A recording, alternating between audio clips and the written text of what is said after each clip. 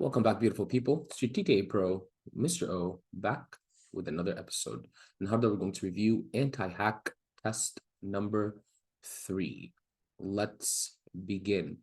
The absolute number of war deaths have been declining since 1946. And عايزكم تفتكروا, when you see since or for or during بنسبة 95% لازم نستخدم has or have.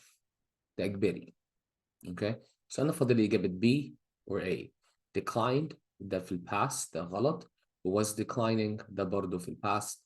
الاتنين دولت غلط. Now the next point عايز أقولها لكم. Well, الأول هقول لكم الإجابة B. Singular.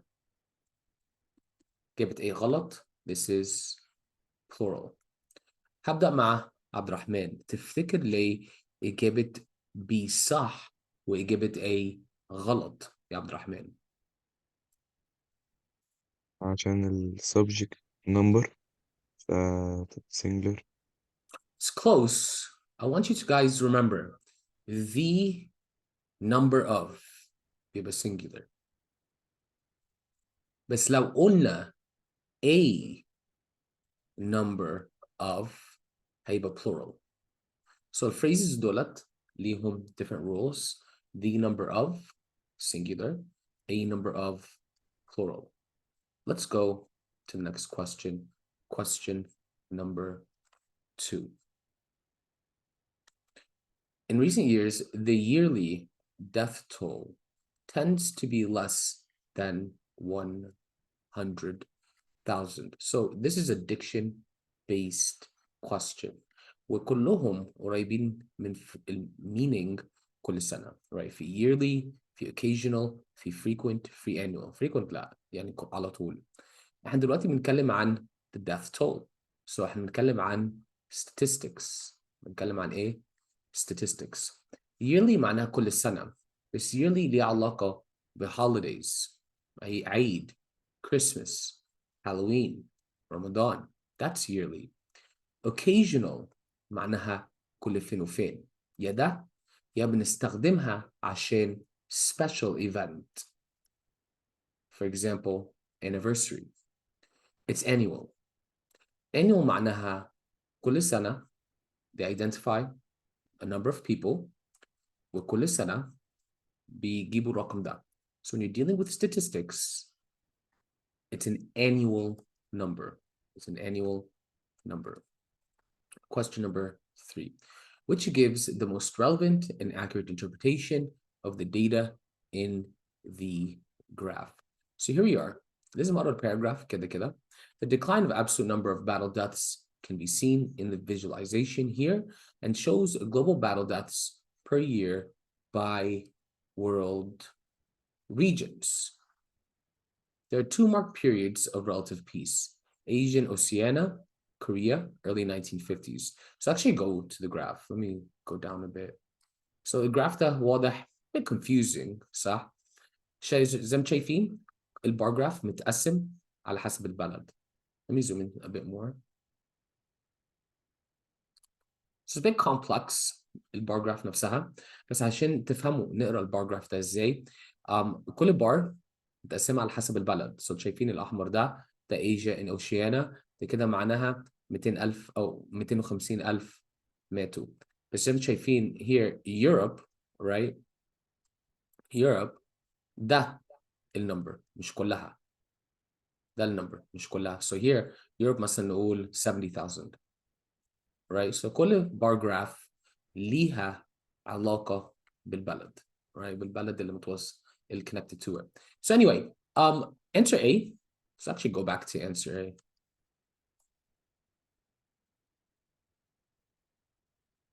Here, there are 2 marked periods of relative peace: Asian Oceania, Korea, early 1950s. So واضح in the 1950s, beginning from here until I guess here, we wouldn't say there's relative peace. ولينا بقول لكم كده عشان in the 1950s it's marked by extreme violence. That's the mark. It's by extreme violence. هتقولوا لي, well, what about the rest? Yeah, the rest is peaceful. There's a decline in deaths. There's a decline in deaths. However, the most killing في آخر 60 سنة دولت حصل في سنة 1950. So answer A cannot be a correct answer. Why? Because it's actually the most violent time, right? It's the most violent time. Let me zoom out. There you go. I was a bit confused for a bit. Let's go to answer B. There are 2 marked periods of violence in all of the regions marked: 1956, 1959, 2001, 2009. But 2001, 2009, there is no marked period. So a marked period معناها very clear violence, or سنة فيها أعلى violence. And that's not true. It's really 1950 and مثلا 1970. So answer B برضو, they're not marked periods. There was a gradual decrease in war and death from 1950 to 1956. I wouldn't call this gradual. I would call this sharp. It's not gradual. Gradual is like this. ولكن sharp, it's immediate plunge.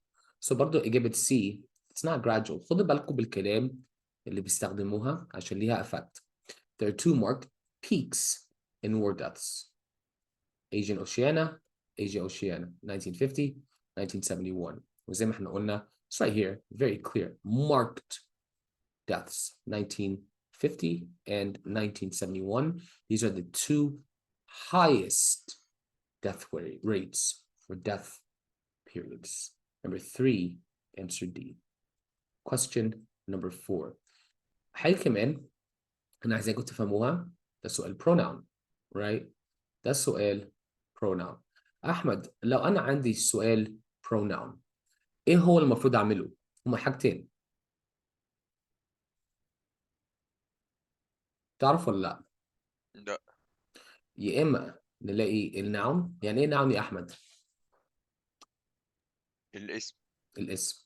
يا إما نطبق pronoun consistency.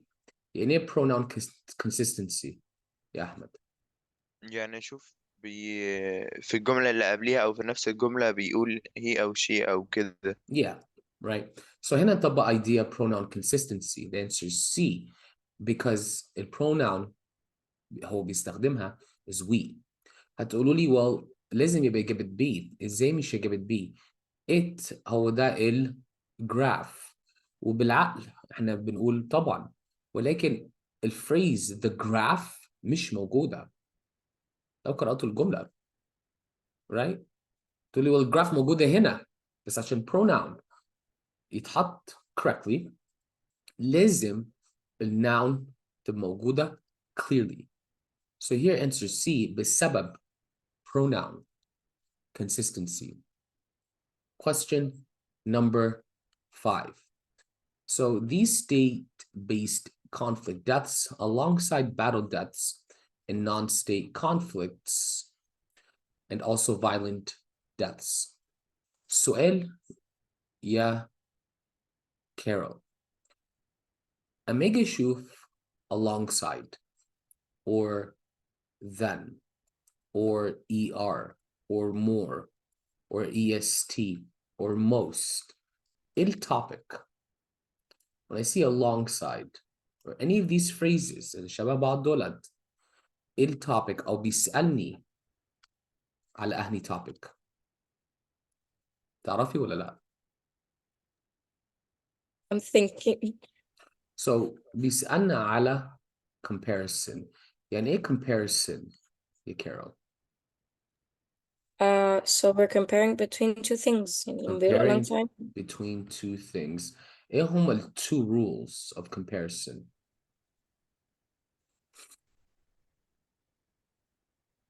That's a good question. يبقى زي بعض، يبقى نفس ال comparison، ويبقى parallel لبعض. Okay? وإيه هو ال number one shortcut for comparisons? Another good question, صح؟ بستخدم أعمل إيه يا مستر؟ good الحمد لله. بستخدم that of or those of or apostrophe s. So remember لما اجي اقارن حاجتين مع بعض يا شباب، لما اجي اقارن حاجتين مع بعض comparison لازم يبقوا زي بعض بالظبط، لازم يبقوا parallel مع بعض، والشورت كات او الاوتوماتيك answers اللي انا بحلها بدور على phrase that of or those of or apostrophe s. So بنيجي نقرا الجملة ديت يا مسز كارول، ايه هما الحاجتين اللي احنا بنكررهم مع بعض؟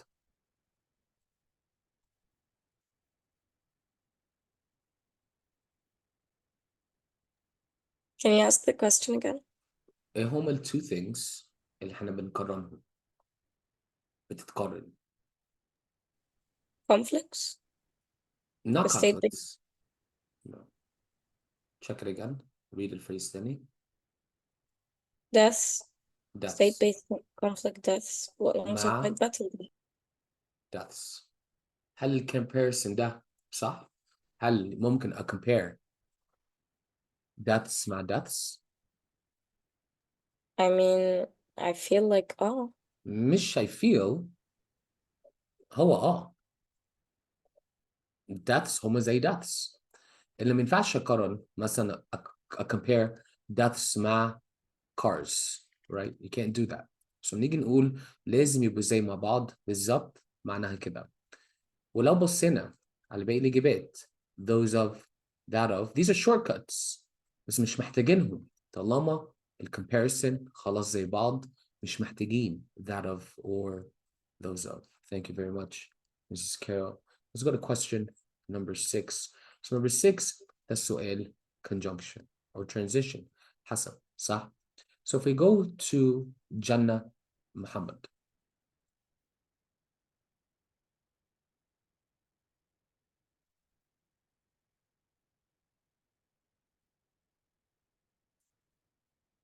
Jannah Muhammad. سبتي الموبايل ولا لسه يا جانا محمد؟ سبت يا مستر سبت. Okay. So however يعني ايه؟ زي حاجة شبه بط. But though يعني ايه؟ بط برضو. Also يعني ايه؟ بط. And delete يعني delete. طيب جميل. ممكن تقولي لي ليه ما ينفعش إجابة A؟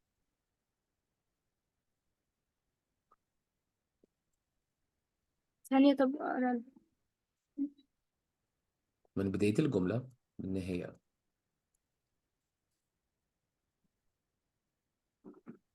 عشان هما الجملتين عكس بعض فمش هتنفع however. بس هما الجملتين عكس بعض يعني ينفع however. مش انت قلت لي however معناها but وبut معناها ولكن، فكرة عكس بعض. however معناها عكس بعض ولكن answer A لسه ما ينفعش. أنا عايزاكي تركزي على punctuation مش المينينج.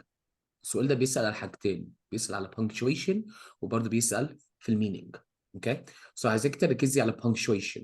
بالنسبة للpunctuation أي ما ينفعش. هل عندك فكرة ليه؟ لا مش عارفة. عشان نتأكد الpunctuation صح ولا غلط، ايه هو أول خطوة اللي احنا المفروض ناخدها عشان نحلها؟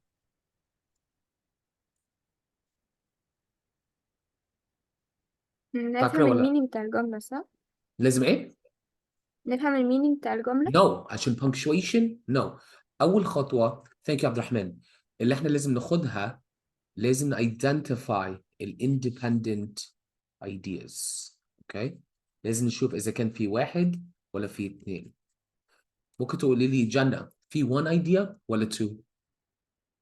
جنة محمد.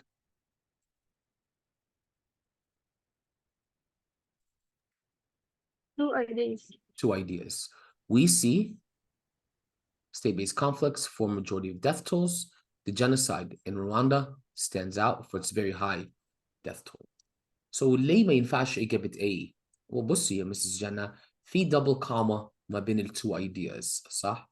هنا idea number 1 هنا idea number 2 بنحط double comma ما بينهم ينفع ولا ما ينفعش؟ ما ينفعش ما ينفعش نحط comma ممكن comma fanboys ممكن comma conjunction مش كلهم برضو بس ما ينفعش نحط comma transition remember this يا شباب ما ينفعش نحط comma transition طيب برضو delete ما ينفعش عندك فكرة ليه؟ يا جنى يرجع ل punctuation عشان برضو عشان احنا محتاجين نحط word ما بينهم. مثلا so comma واحدة وعملنا delete برضو ما ينفعش idea 1 idea 2 ما ينفعش comma ما بينهم خلاص so برضو ما ينفعش كده دي فاضل لي B و C الاتنين دولت conjunctions alright the best answer is B اشمعنى بقى يا جنى ينفع نحط though هنا comma though عملنا ايه بقى عندك فكرة لا بس هو احنا كده هو مش ايه كانش هينفع نحط اللي هي and. قولي لي تاني إن هي كده كده مفيش غيرها عشان احنا كمان مش هينفع نحط and أو also. well I want you to think من ناحية punctuation برضو idea number 1 is independent بسبب though because of though idea number 2 is now dependent so answer B is the best answer question number 7 another graph question right another graph question which choice gives the most relevant and accurate interpretation of the data in the graph يا جنى وليد يعني ايه اما يجي السؤال يسألني او يحطني في السؤال the most relevant يعني the most relevant information يا جنى وليد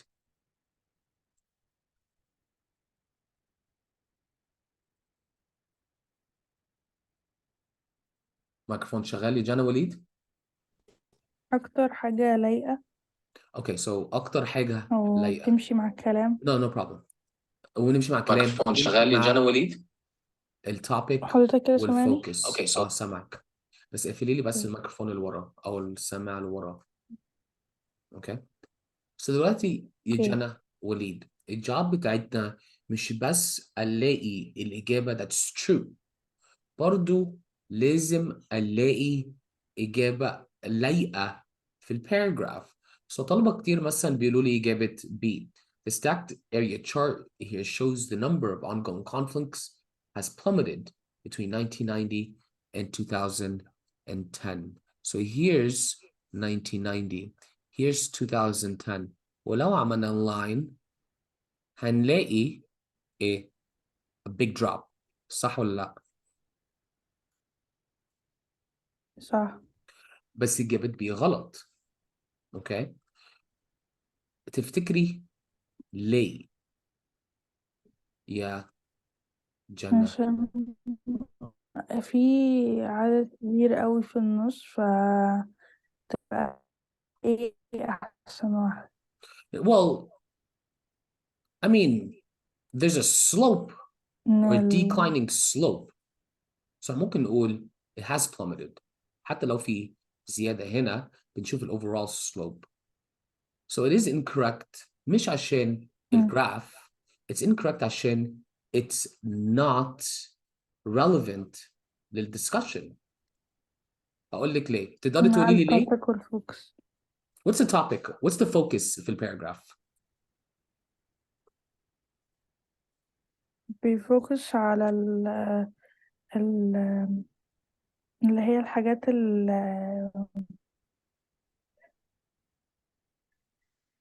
look at that بيوسعوا I want you to focus اسمها on the ايه؟ blue box بيقول لي ايه هنا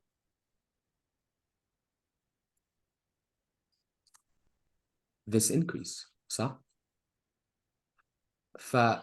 previous idea لازم يكلمني عن some sort of increase فإجابة B بيكلمني عن a decrease C بيكلمني عن stagnation يعني ايه stagnation مش عارفة. ولا بيطلع ولا بينزل neutral right وإجابة D بيقول لي it النص. varies yeah. not في النص neutral. يعني مثلا بيبقى كده flat line. Okay. or بيزاد شوية بعد كده بيبقى فيه flat line. Right? So B, C, D are incorrect. أفضل إجابة هنا إجابة A. Why? عشان هنا بيقول لي the number of conflicts has risen. Number of conflicts has risen. And we're going to see there is a rise in the number of conflicts. There's a drop here. بس احنا ممكن نقول confidently the number of ongoing conflicts each year has risen, right? I like that one as the best answer. Risen. Thank you, Mrs. Jenna. Let's go to question number 8. Now, for EST, you will be tested on spelling. ده مكتوب في EST book بتاعتهم. لو فتحتوا EST book, the official study guide, هيقول لك you are tested on spelling, right? And I'm assuming it's the American version of spelling, which is British version of spelling. Conflicts related to the expansion or defense of colonial empires ended with blank, right? It's actually decolonization, بالزد, right? Because in American English, it's with a Z, British English S. ما أعتقدش هيسألوا الفرق ما بين American British, but I threw that in there. عملت الامتحان ده من أكتر من سنة. And colonization ends with decolonization, right? Decolonization. So answer D is the best answer. لو قلتوا لي A برضو acceptable, but D is the best answer here. Sovereignty يعني حرية, but colonization does not end with sovereignty. It ends with decolonization and then sovereignty. And then sovereignty. Question number 9, which introduces the paragraph? Jojo, يعني إيه introduce the paragraph? What does that mean? يعني أنا دلوقتي هدور على إيه أو هركز على إيه عشان أقدر introduce the paragraph. بندور على حاجة يعني تفهمنا أول الباراجراف. Good. So what's important هنا في الباراجراف؟ إيه المهم هنا في الباراجراف؟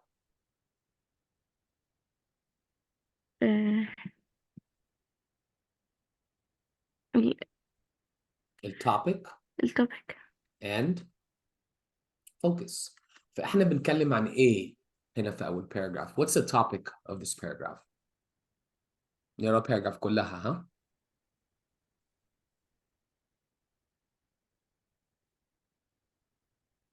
هو بيتكلم إن في عن الوار. Yeah, deaths and war, right? Deaths and war. Okay. So if we look at the answers, right? إجابة A بيكلمني عن war. إجابة B بيكلمني عن war. إجابة C بيكلمني عن war victims too, right? And إجابة D برضو بيكلمني عن war and death. So كل الإجابات فيهم الكيوردز اللي احنا عايزينها. لو في إجابات أكتر من إجابة فيها keyword, إيه هو المفروض أعمل بعد كده؟ What do I do next? هشوف اللي ما ينفعش وهشيل. Well, هتاخدي القرار ده إزاي؟ يعني هكمل قراية بعدها ونشوف. Okay, so إيه رأيك في إجابة A؟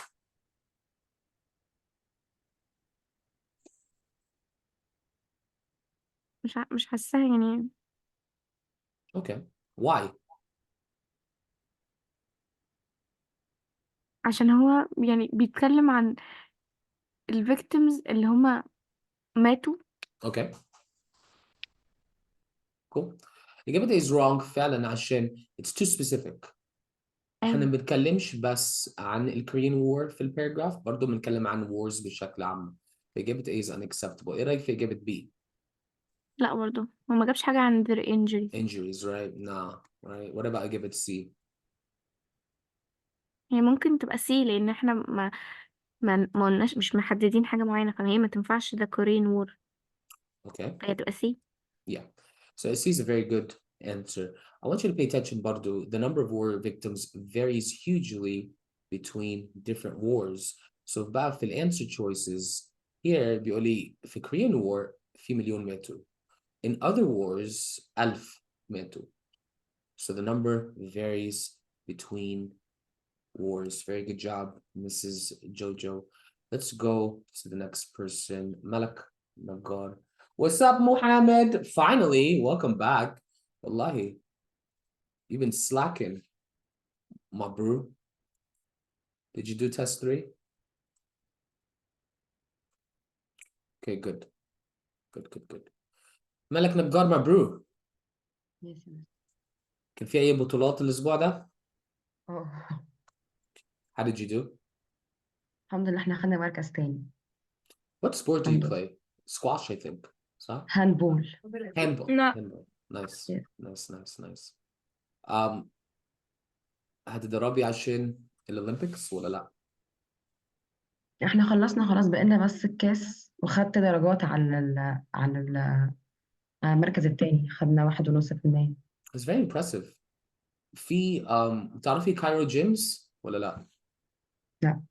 موقع كده دايما بيعملوا بلوج عشان البطولات في مصر وكده، وأنا بشوفش هاندبول، women's handball. Wonder why. ما فيش ومن هاندبول اصلا، مش معترف بيها في الحياة تقريبا. في مصر ولا عامة؟ worldwide. لا، في مصر بالذات مش معترف بيها خالص هاندبول. بنات يعني، بنات تلاقي كتير بس بنات لا. Well, that's crazy because we're known for handball, صح؟ المفروض يعني. That's depressing. Maybe you can begin a campaign. اوكي. Really? Talk to your friends في التيم. ما علينا. يعني unfortunately يا ملك. unfortunately هقول لك ثاني، لسوء الحظ تقريبا. يعني حظ وحش. اه Right? As stated يعني ايه؟ مش عارفة. زي ما احنا قلنا. It's a restatement. بنقول نفس الكلام تاني. يعني in addition. يعني إضافة إلى. Okay? Extra information. What يعني ايه for this reason? هذا السبب because يعني. Because. Very good job. قلت لي ايه في number 10. تقريبا قلت دي. Okay, ليه؟ علشان العلاقة اللي قبلها because يعني مثلا ثانية هقرا لحضرتك من الأول. هو قال هنا 1200 whatever الرقم ده died during the Korean War. On the other hand just كذا مات unfortunately. for this reason بسبب ده، مش لسوء الحظ. For this reason ايه تاني؟ You cut off. نعم. قلت لي for تاني. this reason. كملي. number of wars need to be interpreted Interpreted. alongside data on the size of these conflicts. Okay. So فدي why for this reason? ده reason لده مش ليه يقول unfortunately أصلا. ده reason. Okay, أنا عايزاكي تاخدي بالك من point. For this reason is correct. بس السبب أنت قلتها لي مش مظبوط. أول idea بيقول في مليون ماتوا في حرب كذا وفي 1000 ماتوا في حرب كذا. فعشان نفهم الداتا بتاع deaths في الوار لازم برضو نفهم حجم الوار. So for this reason. So أنا before فهمتها this. غلط أصلا. أنا Yeah. فهمتها غلط خالص. بس Yeah. حالتها صح برضو. Yeah. Okay. يعني هي دي صح. Yes. مش عايزين نحل بالبركة. صح يا روان؟ Let's continue. Question number 11. Marwan, right here. قلت لي ايه في number 11 يا مروان؟ أيوة. عملتها نيت دي ليه بقى؟ ناسنج. ليه؟ لا، ده نمبر زي ما حضرتك قلت في الأول. No ملهاش علاقة. عشان ماشي علاقة. on the number of wars. On the number of wars ده prepositional phrase فملهاش تأثير. كان أول مرة قلت the number or a number أما number بيبقى ال subject. 60% يا محمد مدافن. But here, statistics need to be done. أيوة. The subject statistics is singular. The subject for statistics is singular.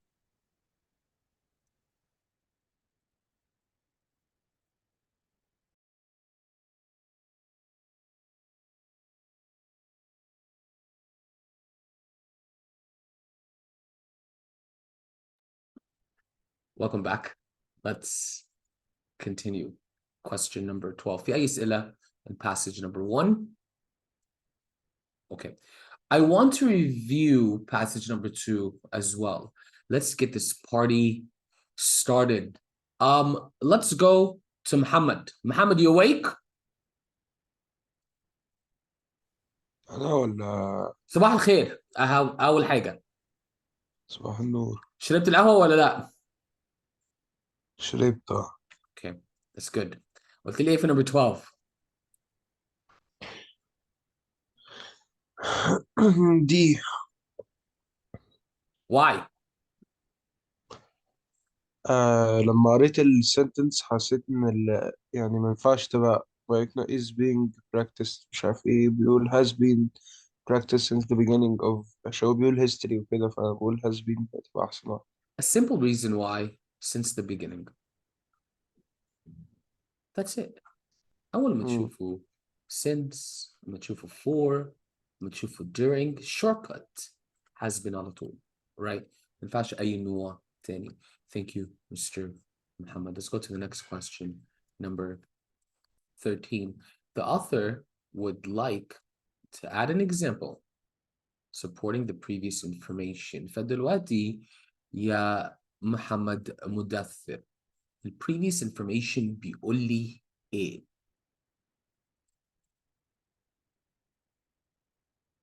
ميكروفون شغال يا محمد مدثر؟ Yes.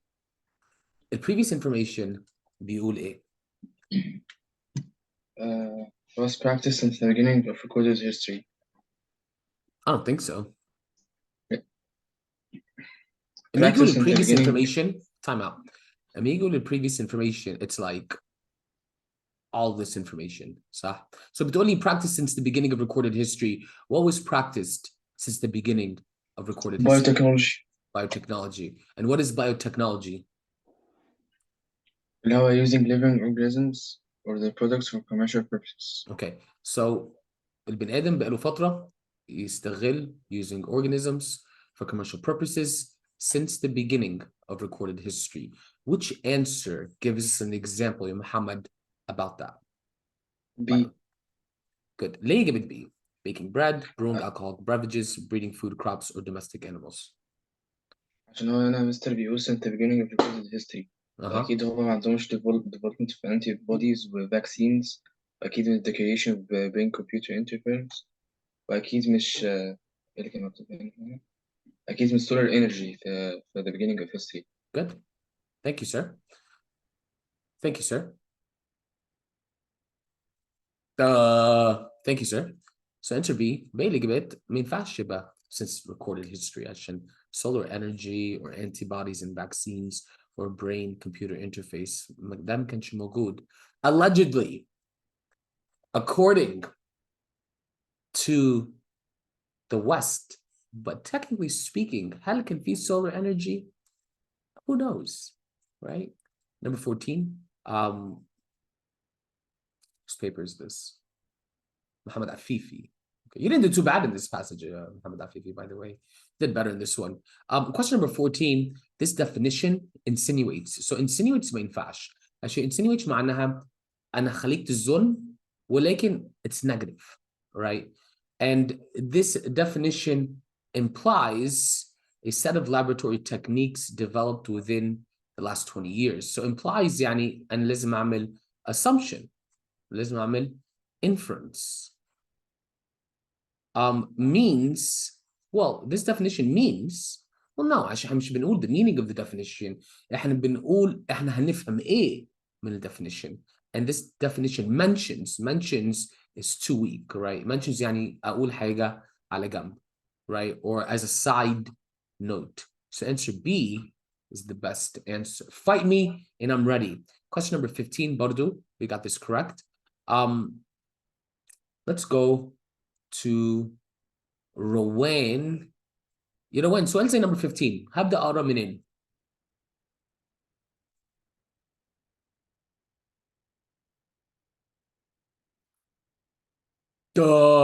روان روان. ايوه يا مستر. هبدأ أقرأ أو هبدأ قراية منين؟ من قبلها بلاين. من بداية الجملة. من قبلها يعني Specifically شوية. إيه؟ من قبلها بلاين يعتبر. من قبلها باللاين no. من بداية الجملة. ماشي. اوكي. ليه بنقرا من بداية الجملة؟ ليه بنقرا من بداية الجملة؟ علشان نفهم عشان بقية الجملة بتقول ايه ونشوف يعني هو عايز ايه اصلا، صح؟ technically صح. specifically مع punctuation لازم افهم كل الايدياز في الجملة عشان نتأكد على ال correct punctuation. قلت لي ايه في number 15 يا روان؟ مش فاكرة الصراحة، بس هي كانت غالبا سي يعني. yes. ممكن تقدري تقولي لي التوبيك في number 15؟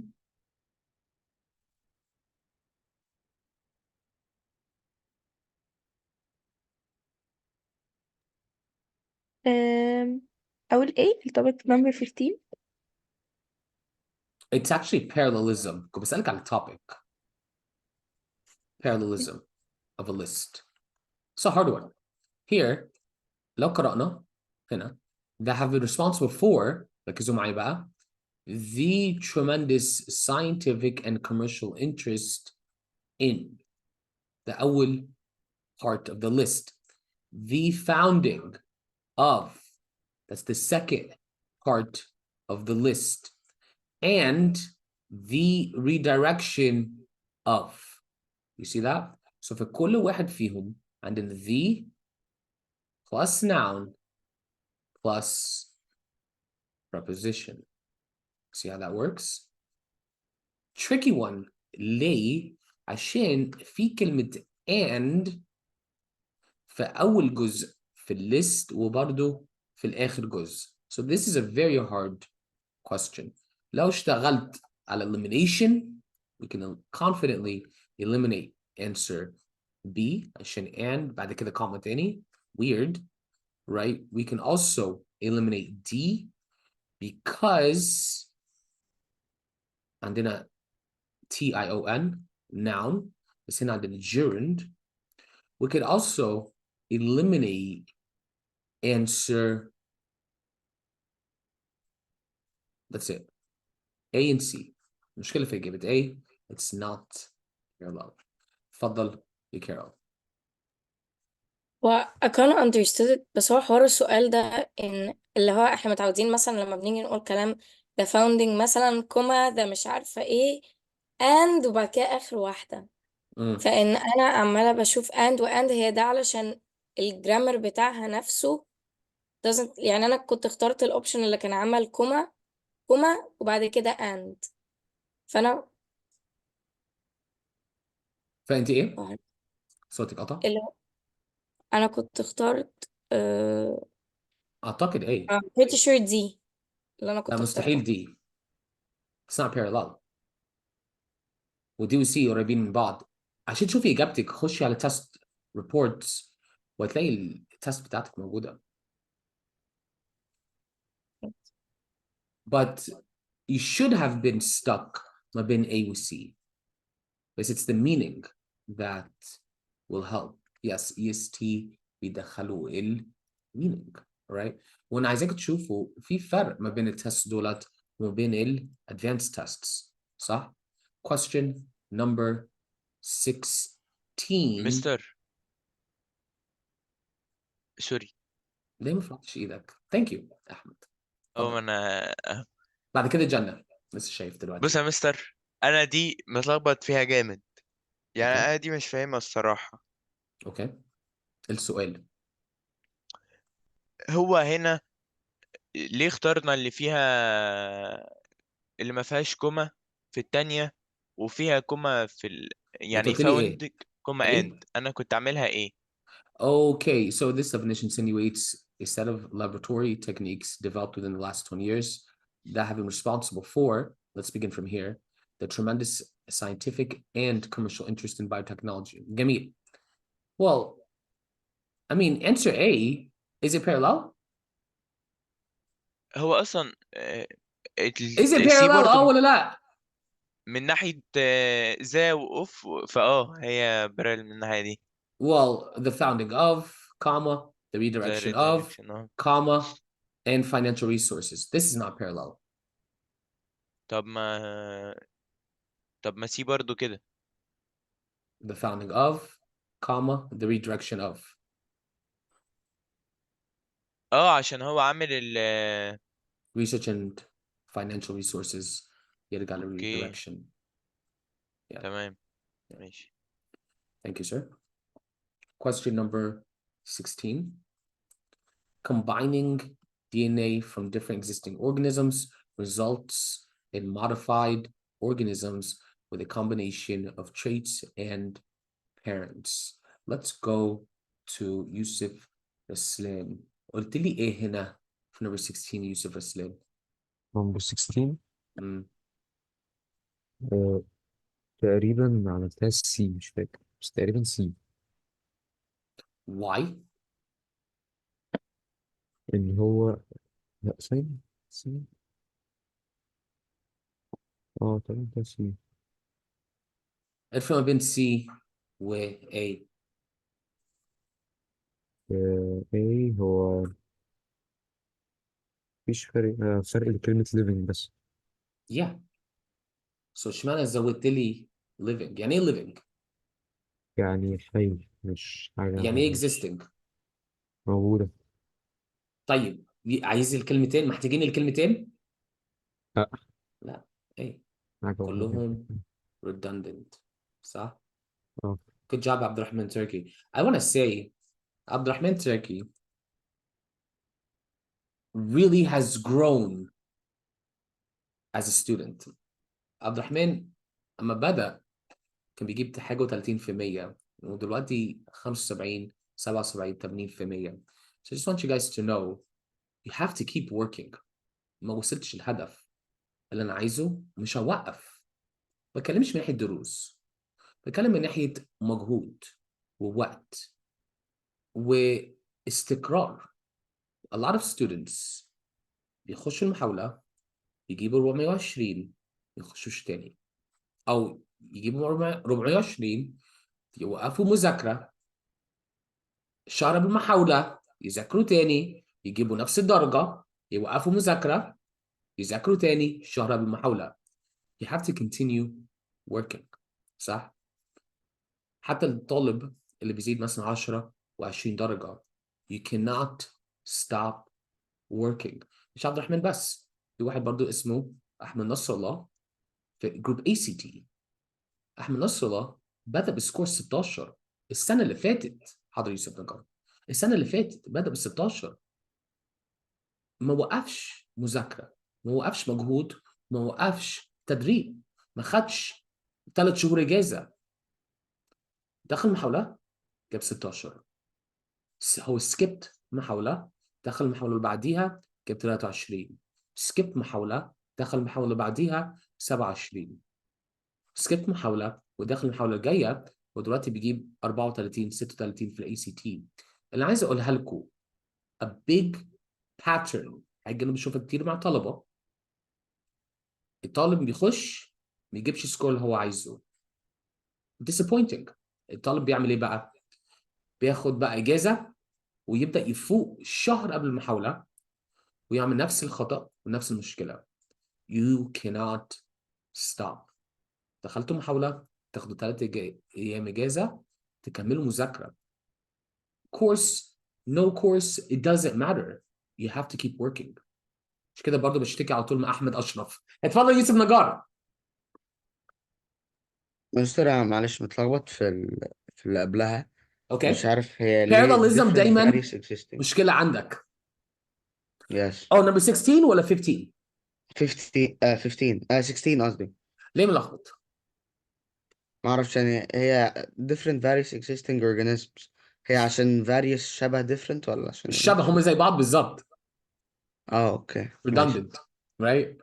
اوكي It yes. sounds good to you, but it's not, right? اوكي. بنعرف redundancy ازاي؟ when you remove information or when you add information. So different various هنا. living existing هنا. living existing هنا. شايفين ازاي بنزود كلام نشيل كلام. So there you go. For what يا محمد مدثر؟ محمد مدثر بيسألني هل 60% كويس؟ أيوة، لو عايز تجيب في الحدود 580 600. بس عشان يجيب 700 ده لازم نجيب في رينج 90%. في رينج 90%. وانا مش بتكلم من نفسي، بتكلم من خبرة. right؟ عشان برضو يا شباب حاجة كشفتها، في فرق شاسع في الاي اس تي. اوكي، ان اي اس تي لو جبت له سكور ما بين 400 ل 500 كده في التست بتجيبه في حدود 25% to let's say 40%. اوكي، ونجيب من 500 ل 600 في حدود 50 to 60%. ولكن ومن 600 ل 700 again في حدود 60 to 75%. المشكلة بقى من 700 ل 800 you have to make about 85% لمتطلعين عشان تضمنه. right? So to get about a 650 should be in this range 60 to 75%. The 75% وحتى ممكن نقول من 60 أساساً to 80%. There's a big difference ما بين 600 to 700, 700 to 800. It covers more points or more percentages. هنا ده لازم تجيبه 85 90% وانتوا طالعين. I speak من خبرتي من طلبة بيجيبوا مثلا 88% في التست ده يخشوا المحاولة بيجيبوا 700. Right? So now I can adjust.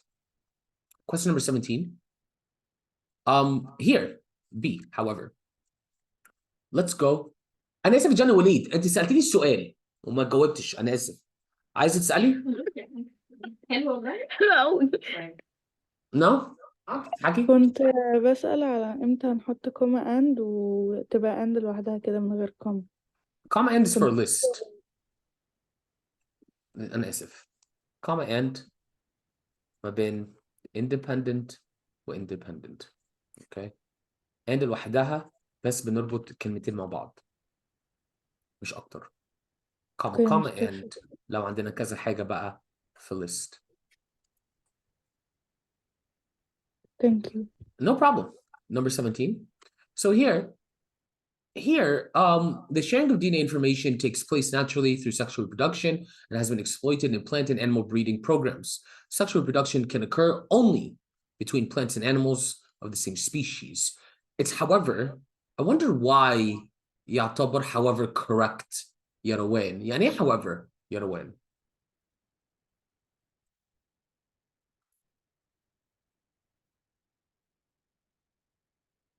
يعني but Okay, so usually عشان ideas عكس بعض. لو شفتي التو ideas دولت هل دولت عكس بعض؟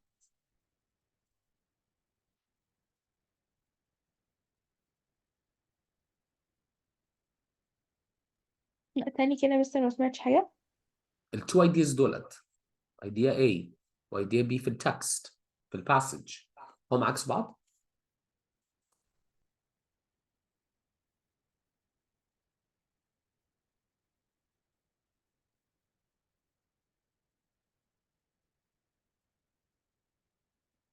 مش عكس بعض. لا مش عكس بعض. طيب ازاي however ينفع؟ عشان however ليها وظيفة تانية بيودينا limit. so بنقول حاجة كويسة بعدين نقول however في limit للفكرة ديت. so هنا بيقول لي مثلا sexual reproduction في plants and animals بقاله فترة بيعملوها في laboratory. تمام؟ however في limit ما بينهم. الليميت ده لازم السبيشيز يبقوا زي بعض. so انا عايزاكم تتعلموا however ده يا إما عشان كلام عكس بعض يا إما عشان كلام في علاقة ب أو كلام that's limited. اتفضلي مسز كارا. مستر، هو انا كان عندي سؤال على برضو حوار الكوما واند. انا كان حد قال لي المعلومه دي قبل كده، اللي هو يعني كان اللي هو لو في امتحان اي اس تي كان جاي لي في الاوبشنز مثلا ما بين اند بس او كوما اند، يعني اختار الكوما اند في كل الحالات علشان بتبقى احسن. that's فهل المعلومه دي صحيحه؟ يعني في كل الحالات اختار الكوما What اند؟ does that mean? Choose comma and choose معرفش. comma and في choose واحدة comma صاحبتي and. كانت قالت لي المعلومة دي، قالت لي الموضوع ده يعني هيبقى فعلا اللي هو لو لقيتي اند بس وكوما اند دايما اختاري الكوما اند علشان هي يعني هي احسن كده ومنظرها احسن. مش عارفة، هي كانت قالت لي المعلومة دي وانا مصدقاها قوي من ساعتها. ده معناه ما اعملش الحركة دي، صح؟ أنا ما أقدرش أقول ولا لا. If I see comma and أنا بدور على two independent ideas موجودة أوكي، مش موجودة لا. بس أبسط من كده يعني. مش اوكي ثانك أبسط عشان لو شفتي comma and ده لايقة.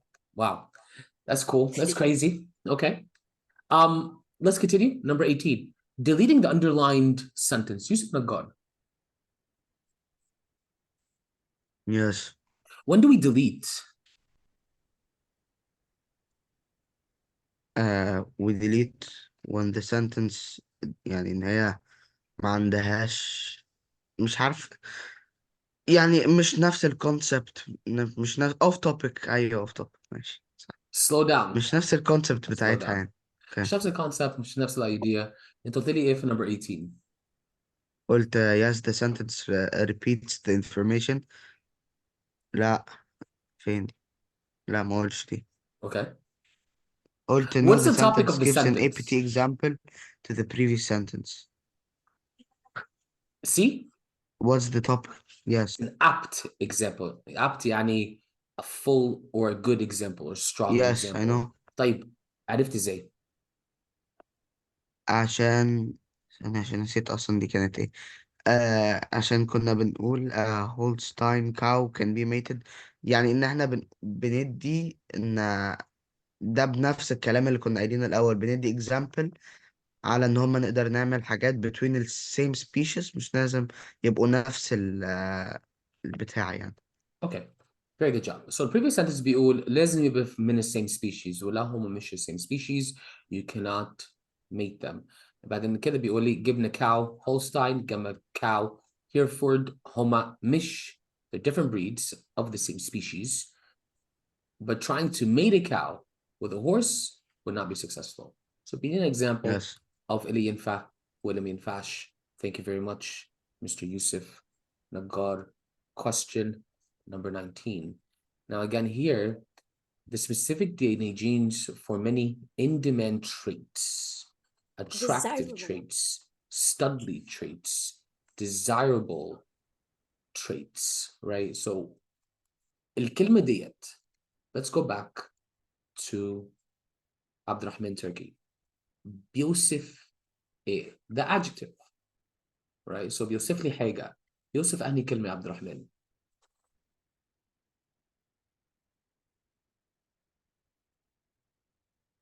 Microphone شغال يا عبد الرحمن? Probably not. Ah, there it is. So this word, these words بيوصفوا ايه؟ traits. Traits. So ايه هو أفضل كلمة to describe traits? ممكن desirable. Desirable. Good one there. وليه بقى؟ عشان دلوقتي يا شباب desire يعني حاجة أنا عايزها. So ما عندي animals، الانيمال ده عنده traits معينة، عنده شكل معين أو صوت معين أو لون معين whatever it is، واللون ده عاجبني، ده التريت that I desire. So بجيب الانيمال لونه مثلا أبيض مع واحد أبيض عشان يطلع لي حيوان أبيض. It's desirable. Attractive. Well المشكلة attractive لمين؟ لو أنا بجيب جاموسة واللونه ده attractive لمين؟ ليك انت البني ادم ولا attractive لحيوان تاني؟ So answer B is not a good word to describe them. Studly means strong, but again, studly traits wouldn't work عشان it's for a male. When we mate, it's male and female. And answer A, in demand. Well, again, in demand ده عرض وطلب، ده مش سوق. نتكلم عن creating, right? Mixing DNA, ده مش سوق. So answer D, desirable traits is the best. Question number 20 here. Where is it? Here. Virtually any trait found in nature can, in principle, be transferred into any chosen organism. So إيه الفرق ما بين principal و pull يا أستاذ أحمد أشرف؟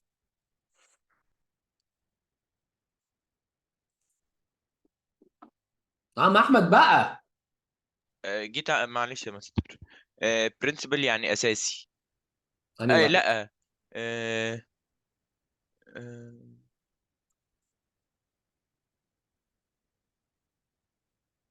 آه، سي. أنا بسأل الفرق أساسا ما انا بقول بين. لك برنسبل اللي في سي يعني اساسي، لكن ايه دي ما اعرفهاش، اللي هي في ايه وبي مش فاكرها. اوكي، ده البرنسبال ده ممكن معناها مدير مدرسة، ممكن برضو معناها فلوس في البنك، فلوس أساسك في البنك. عندك فلوس مثلا 1,000,000 جنيه، ده البرنسبل، بتكسب فايدة عليها من البرنسبل. قلت لي انسر سي or دي عشان ده الأساسي. ايه بقى أفضل واحد، سي ولا دي؟ سي. بالكومز ولا من غير كومز؟ من غير كومز. ليه يا أحمد؟ لا بقول لك سي. يا بالكومز. ليه يا أحمد؟ عشان virtually any trait found in nature can be transferred. هي كده فاهم يعني، حضرتك كده فاهم. فاهم. اوكي. transitions و conjunctions برضو ممكن يجي between two commas لو جملة واحدة.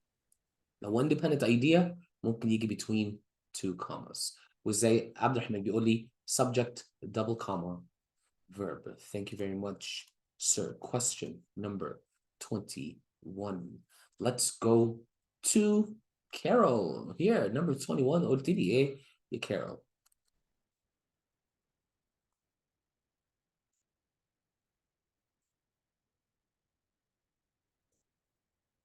Hello.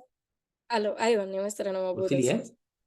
ايوه موجوده، انا لو Yeah. حضرتك بتقول الو انا 21. بقول قلت لي ايه؟ have been. ليه؟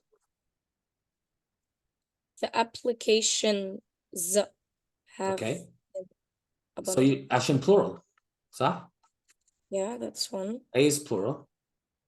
فعامة سي لأ وبي لأ. ليه D مش A؟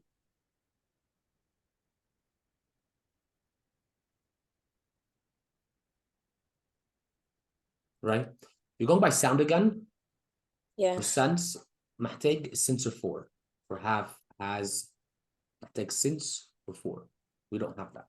So choose a simple tense. A good rule for verbs يا شباب مع verbs الsimple دايما الoption unless في phrase أو كلمة يقول لك لا. So مثلا أنا دايما بنعي simple بس لو شفت sensor for لا ما ينفعش نقول simple tense. Let's finish the last one.